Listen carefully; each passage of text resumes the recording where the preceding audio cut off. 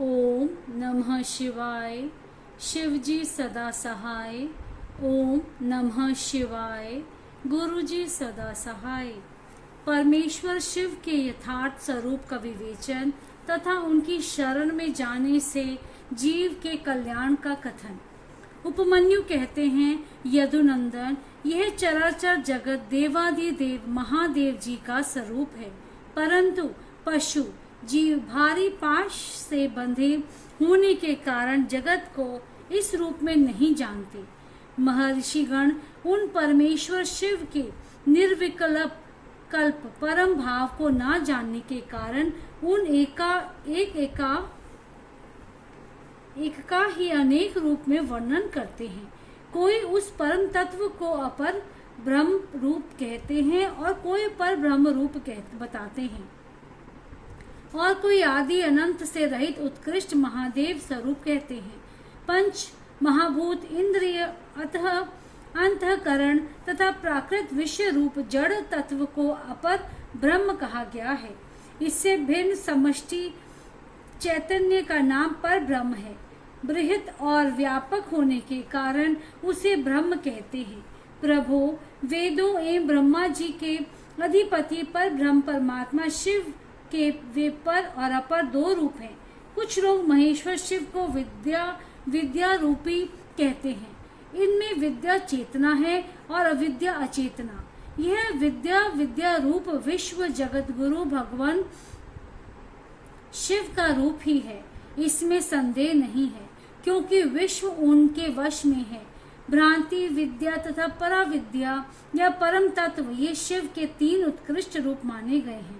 पदार्थों में के विषय में जो अनेक प्रकार की असत्य धारणाएं हैं उन्हें भ्रांति कहते हैं।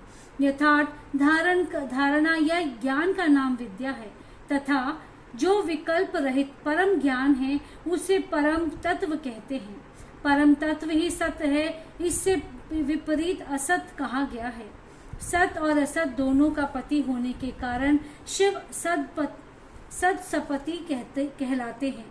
अन्य महर्षियों ने क्षर अक्षर और उन दोनों से परे परम तत्व का प्रतिपादन किया है। संपूर्ण भूत क्षर हैं और जीवात्मा अक्षर कहलाता है। वे दोनों परमेश्वर के रूप हैं, क्योंकि उन्हीं के अधीन हैं। शांत स्वरूप शिव उन दोनों से परे हैं, इसीलिए क्षराक्षर पर कहे गए हैं।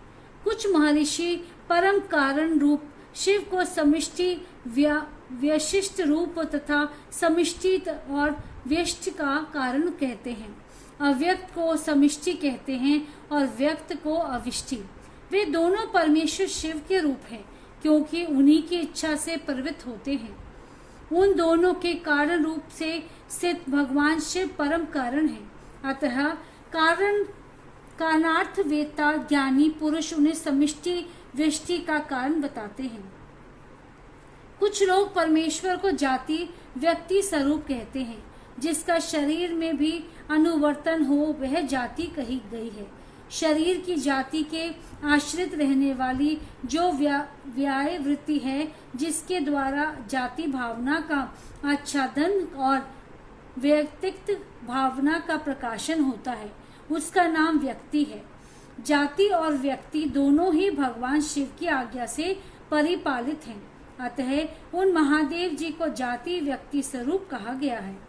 कोई शिव का प्रधान पुरुष व्यक्त और काल रूप कहते हैं। प्रकृति ही नाम प्रधान है। जीवात्मा को ही क्षेत्रज्ञ कहते हैं। 23 तत्वों को मनीषी पुरुषों ने व्यक्त कहा है, और जो कार्य प्रपंच के परिणाम का एकमात्र कारण है उसका नाम काल है। भगवान शिव इन सबके ईश्वर, पालक, धारणकर्ता, पर्वतर्क, निवर्तक तथा आविर्भाव और तिरोभाव के एकमात्र हेतु हैं। वे स्वयं प्रकाश एवं जन्मा है। इसीलिए उन महेश्वर को प्रधान पुरुष व्यक्त और काल रूप कहा गया है। कारण, नेता, अधिपति और धाता बताया गया है।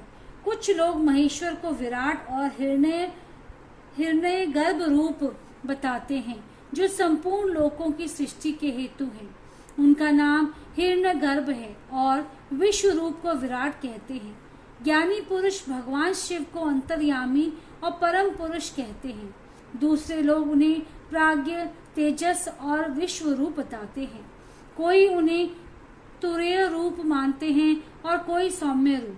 कितने ही विद्वानों का कथन है कि वे ही माता, मान, मेय और मिति रूप हैं।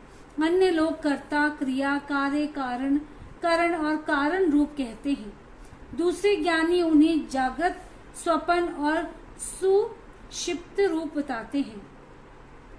कोई भगवान शिव को तुरीय रूप कहते हैं तो कोई तुरीयातीत, कोई निर्गुण बताते हैं, कोई सगुण, कोई संसारी कहते हैं, कोई असंसारी, कोई स्वतंत्र मानते हैं, कोई असवतंत्र, कोई उन्हें घोर समझते हैं, कोई सौम्य, कोई रागवान कहते हैं, कोई वीतराग, कोई निष्क्रिय बताते हैं, कोई सक्रिय।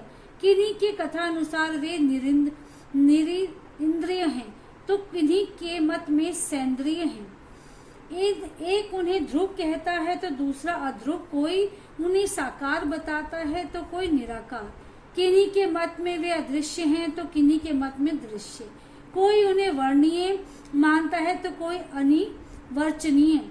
किन्हीं के मत में वे शब्द स्वरूप हैं तो किन्हीं के मत में शब्दातीत। कोई उन्हें चिंतन का विषय मानते हैं तो कोई अचिंत्य समझते हैं। दूसरे लोगों का कहना है कि वे ज्ञान स्वरूप हैं। कोई उन्हें विज्ञान की संज्ञा देते हैं। किन्हीं के मत में वे ज्ञ हैं और किन्हीं के मत में वे अज्ञ हैं। कोई उन्हें पर बताता तो कोई अपर। इस तरह उनके विषय में नाना प्रकार की कल्पनाएं होती हैं। इन नाना प्रतीतियों के कारण मुनिजन उन परमेश्वर के यथार्थ स्वरूप का निश्चय नहीं कर पाते। जो सर्वभाव से उन परमेश्वर की शरण में आ गए हैं वे ही उन परम कारण शिव को बिना यत्न के ही जान पाते हैं।